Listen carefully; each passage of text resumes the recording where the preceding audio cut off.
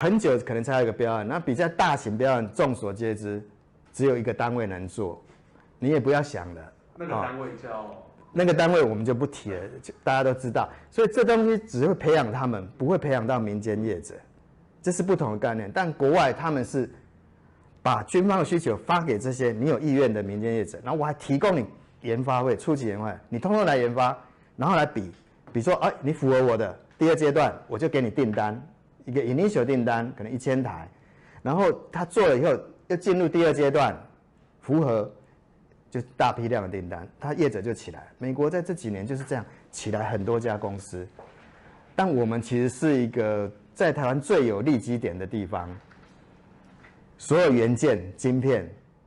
坦白讲都在台湾 ，know how 在台湾，但是我们始终，人家都是变成成品，变成长的一个怪兽，我们是还在这里。在研发的过程，其实第一件事，你要克服的是说飞行场地。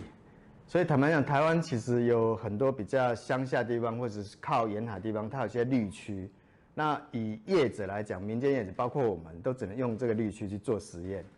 其实没有一个比较特定的环境可以提供的，那要自己去找。那再来就是说实验的部分，其实我们只能针对合乎法令的部分去做实验，法令范围内的，比如说高度限制是120公尺，那坦白讲，我们测试只能在这个范围内。因为合法令嘛，那比如说一定要在绿区等等的这些挑选，那相对来讲，它面临的问题就是说，我想要测更高或是更远的距离，其实我们就是要去跟民航局申请，啊，当然这个是 OK 的。那另外一个比较重点就是说，如果我们真的想要看它的效果，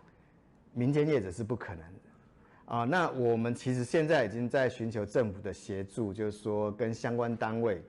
共同来实验这个区块，实际上已经在进行了。业者的希望跟单位的沟通，其实基本上有8、9成是达成不了的。我只能这样讲，但是不是政府不愿意帮忙，我相信他们都愿意帮忙，我只能这样说。院里在研发什么，或是国家研发什么，我们不清楚。所以，我们东西其实，在民间来看，也许它好像很新奇、很先进。但实际上，你从内部看的时候，也许这东西在院里面，或者在国家的本来计划里面根本没什么，所以也不能说以偏概全了。这个我们不清楚，但是业者只能努力把自己的东西去找机会，不管从自己的国家或从其他的国家，我认为是这样子。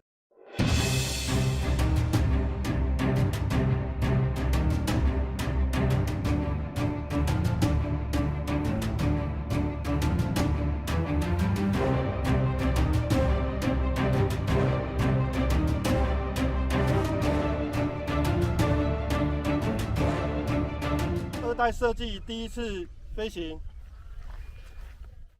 来，准备哦，3、2、1，Go！